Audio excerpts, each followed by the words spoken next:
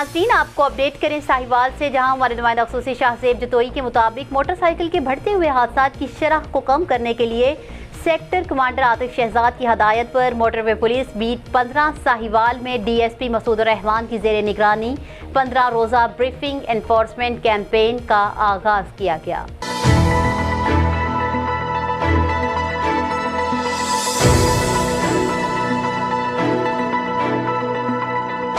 जिसमें मोटरसाइकिल सवारों को सेफ्टी हेलमेट के इस्तेमाल, लाइसेंस, दुरुस्त शीशे लगवाना, 2 से ज़ायद मुसाफिर ना बिठाने, ओवर स्पीडिंग और लंबे सफ़र करने के नुकसानात की बाबत मुकम्मल आगाही दी गई। इस कैंपेन का मकसद सड़कों पर आवाम के जानो माल के तहफ़्फ़ुज़ को यकीनी बनाना है। न्यूज़ स्टूडियो से फिल वक्त इतना ही। मज़ीद तफ़सीलात और अपडेट्स के लिए देखते रहिए BBC 11 हेडलाइंस न्यूज़।